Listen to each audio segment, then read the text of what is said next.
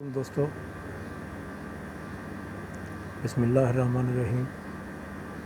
آج تاریخ ہے 29 مئی 2020۔ کرونا کے سلسلے میں جو اپڈیٹ ہے، یو اے میں اس وقت جو تعداد ہے کیسز کی 32,532 اور ریکور جو کیسز کی تعداد ہے وہ ہے 16,685 اور ڈیتھ جو ہوئی ہیں 258۔ اسی طرح ورلڈ میں جو کیسز کی تعداد ہے وہ ہے 58,03,415 اور جو ریکور کیسز کی تعداد ہے وہ ہے 23,99,247 اور جو ڈیتھ ہوئی ہیں وہ ہیں 3,59,791۔ تو جو پاکستان میں کیسز کی تعداد ہے وہ ہے 61,227۔ ریکور جو کیسز کی تعداد ہے وہ ہے 20,231 اور جو ڈیتھ ہوئی ہیں 1,260۔ تو یہ کرونا کے بارے میں جو اپڈیٹ ہے میں نے آپ کو بتائی ہے، لیکن ابھی کرونا کا ڈرامہ فلاپ ہونے کے قریب ہے۔ پورے ورلڈ میں اس کے خلاف آوازیں اٹھ رہی ہیں،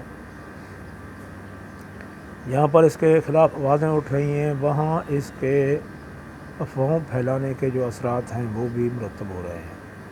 وہ بھی عوام کو معلوم پڑ رہا ہے کہ یہ کس قسم کا وائرس تھا، کیسے آیا، کیوں آیا، اس کا مقصد کیا تھا۔ اس کا مقصد صاف ظاہر ہے کہ وہ دنیا کو ایک قید میں بند کرنا تھا اور اس کے بعد اپنی مرضی سے اس کو چلانا تھا۔ لیکن جو انسان سوچتا ہے وہ کچھ اور ہوتا ہے، جو خدا سوچتا ہے وہ کچھ اور ہوتا ہے۔ خدا نے ان کا یعنی اللہ تعالیٰ نے ان کا یہ ڈرامہ بھی چوراہے فلاپ کر دیا۔ اب دھیرے دھیرے دنیا اس سے نکل رہی ہے۔ جہاں بین الاقوامی دنیا میں یہ شور بابا مچ رہا ہے، وہیں ہمارے پاکستان میں بھی میڈیا والے یہ کام کر رہے ہیں۔ میڈیا والوں کو چاہیے بہت تیزی سے یہ کام کریں۔ یہ پہلے اگر یہ کام کرتے تو یہاں تک نوبت نہ آتی۔ بہرحال اب بھی بہتر ہے، دیر آئے درست آئے۔ دوسرا، اس کرونا کی آڑ میں بین الاقوامی سطح پر جو صورتحال چینج ہوتی جا رہی ہے، میں نے آپ کو پہلے بھی چند ویڈیو میں بتایا تھا کہ اب ورلڈ آرڈر چینج ہونے والا ہے، یعنی ورلڈ کا جو چودھری ہے وہ چینج ہونے والا ہے۔ کل آج سے 2 دن پہلے یورپی یونین کے وزیر خارجہ نے یہ بیان دیا کہ ہمیں اب سوچنا پڑے گا کہ اب ہمارا چودھری کون ہے، یعنی کہ ان کا صاف اشارہ تھا کہ اب ہمارا چودھری ایشیا سے ہوگا، یعنی چائنا۔ تو اس بارے میں وہ سوچنے پر مجبور ہو گئے ہیں کہ اب امریکہ کی حیثیت ختم ہوتی جا رہی ہے اور چائنا جو ہے بہت آگے تک چلا گیا ہے۔ اب یہ تو صورتحال ہے چودھراہٹ کی، یعنی اب نیا چودھری کون ہوگا دنیا کا، تو وہ تو صاف دنیا کو نظر آ رہا ہے وہ چائنا ہے۔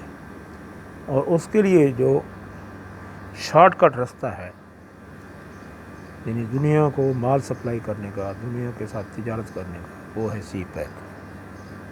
یعنی چائنا سی پیک کے ذریعے ہی تجارت کرے گا اور پوری دنیا کو یہ مال سپلائی کرے گا تیزی کے ساتھ۔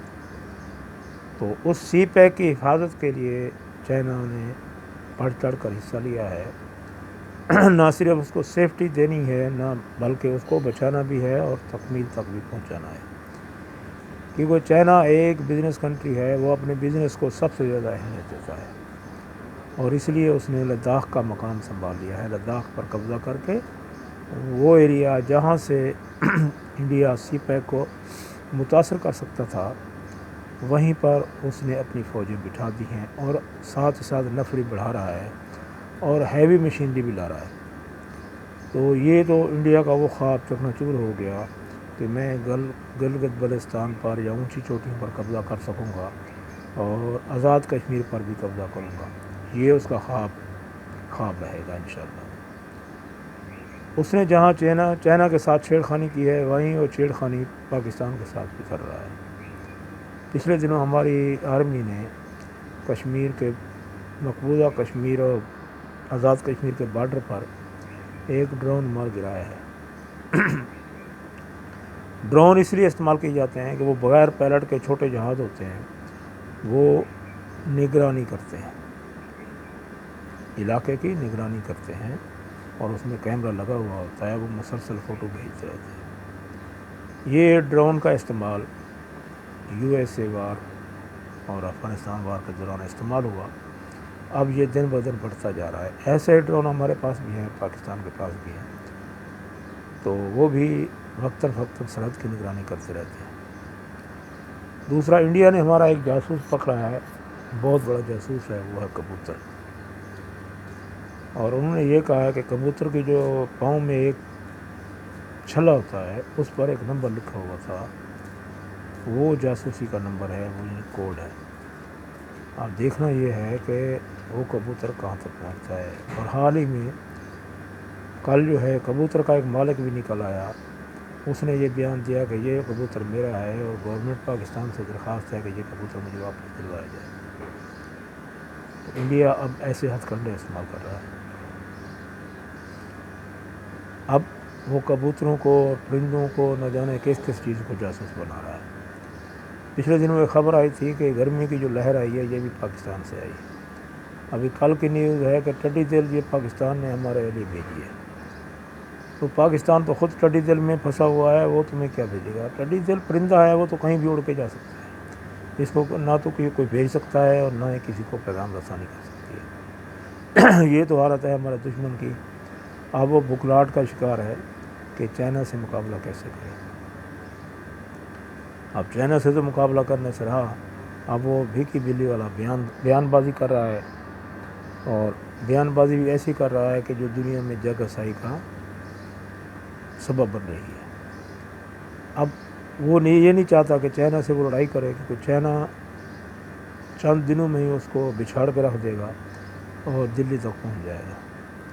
تو وہ اس لیے چاہتا ہے کہ اس پنگے سے میں جان چھوٹے میری، تو میں چھوٹے چھوٹے جو پنگے ہیں پاکستان کے ساتھ، نیپال کے ساتھ کرتا رہوں۔ لیکن اب چائنا نے اس کی گردن پہ ہاتھ رکھ دیا ہے اور وہی اسے لے ڈوبے گا۔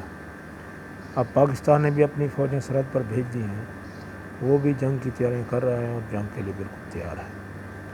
اسی طرح نیپال نے بھی دھمکی دے دی ہے۔ چائنا نے لداخ کے 5 مقامات پر اپنا قبضہ جما لیا ہے، اپنے ٹینٹ لگا دیے ہیں اور اپنی آرمی کو مستقل رہنے کا حکم دے دیا ہے۔ اور چائنا کے صدر نے اپنی آرمی کو بڑی جنگ کے لیے تیار رہنے کا حکم بھی دے دیا ہے۔ بیچ میں ایک اور آدمی کود پڑا ہے، وہ ہے ڈونلڈ ٹرمپ۔ ڈونلڈ ٹرمپ کی اس وقت جو حالت ہے وہ ایسا ہے کہ جیسے ایک فلم کے اندر ایک مزاحیہ آدمی ہوتا ہے نا، وہ ہے۔ اب وہ ایک مزاحیہ آدمی بن کر رہ گیا ہے، اپنے ملک میں بھی اور بین الاقوامی دنیا میں بھی۔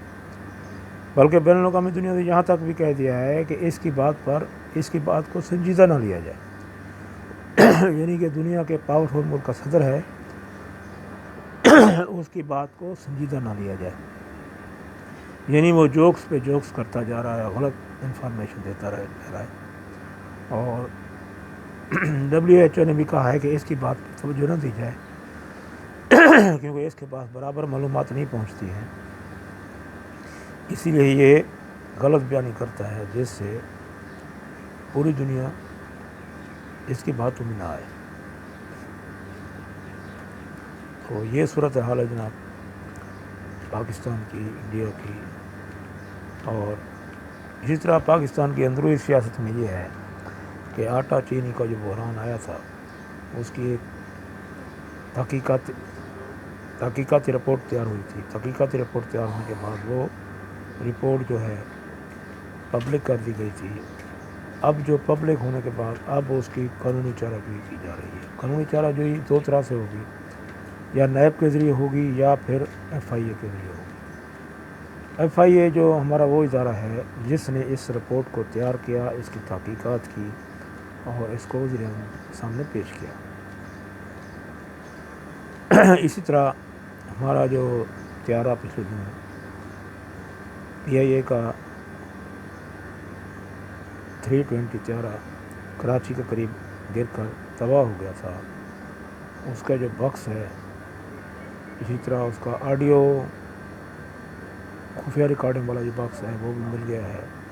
فرانس کی ٹیم آ چکی ہے، آج بھی فرانس کی ٹیم نے وہاں اس علاقے کا دورہ کیا ہے۔ اب ملبہ ہٹانے کی بھی کوشش کی جا رہی ہے، اور یہ رپورٹ جو ہے وزیر اعظم کو پیش کی جائے گی، وزیر اعظم اس کو پبلک کریں گے۔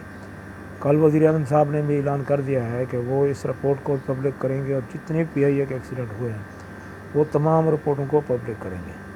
تو وزیر اعظم صاحب ابھی کوئی چیز چھپانا نہیں چاہتے ہیں، وہ تمام چیزیں عوام کے سامنے لانا چاہتے ہیں۔ عوام کو بھی عقل کے ناخن لینے چاہیے۔ کچھ دشمن عناصر وہ بغض عمران میں تو ڈوبے ہوئے ہیں ہی، لیکن وہ ملک کے دشمن بھی ثابت ہو رہے ہیں۔ وہ ایسے موقع پر جب دو مخالفین ملک آمنے سامنے ہیں اور ہمارے ملک میں جنگ کا ماحول ہے، کرونا کا بھی ماحول ہے، تو اس دوران ملک کا ساتھ دینے کی بجائے وہ دشمن کا ساتھ دے رہے ہیں۔ اسی طرح یہ گوادر پورٹ جو ہے یہ چائنا کے لیے اہم شاہراہ بن رہا ہے بزنس کی، تو اس لیے چائنا گوادر سی پیک اور ڈیم کی حفاظت کے لیے اس نے انڈیا پر حملہ کیا ہے اور لداخ پر قبضہ کیا ہے، کیونکہ لداخ شمالی علاقہ شمالی علاقہ ہے انڈیا کا، اور پہاڑی علاقہ ہے جس کے راستے انڈیا جو ہے آزاد کشمیر اور گلگت بلتستان پر قبضہ کرنا چاہتا تھا۔ اس کی نیت یہی تھی، اور بین الاقوامی خبریں بھی یہی تھی، اور جس کو چائنا نے آ کر دبوچ لیا ہے۔ دوسری بات یہ ہے کہ میں وزیر اعظم صاحب اور چیف آف آرمی اسٹاف سے گزارش کروں گا کہ سب سے پہلے وہ ملک کے اندر جو بیٹھے ہوئے دشمن ہیں ان کو چن کر جیلوں میں ڈالیں، تاکہ ہم محفوظ طریقے سے اپنے دشمن سے مقابلہ کر سکیں، ورنہ یہی لوگ ہمارے ملک دشمن جو ہمارے ملک کے اندر بیٹھے ہوئے ہیں، یہی لوگ ہمارے لیے وبال جان بن جائیں گے، اور ہماری جیتی ہوئی جنگ جو ہے ہارنے کا سبب بنیں گے۔ تو میں تمام پاکستانیوں سے گزارش کروں گا کہ وہ ہم غیر ملکیوں کے بارے میں سوچیں، ہم جو باہر بیٹھے ہیں، جو باہر پھنسے ہوئے ہیں، ان کے بارے میں سوچیں اور ان کے بارے میں بھی آواز اٹھائیں۔ تو آج 3 مہینے ہو گئے ہیں ہم لوگ دبئی میں پھنسے ہوئے ہیں، نہ تنخواہیں مل رہی ہیں نہ جاب ہیں، تو لہٰذا ہمارے بارے میں بھی آواز اٹھائی جائے تاکہ گورنمنٹ ہمارے بارے میں بھی سوچے۔ اور ہماری کمپنیاں یہ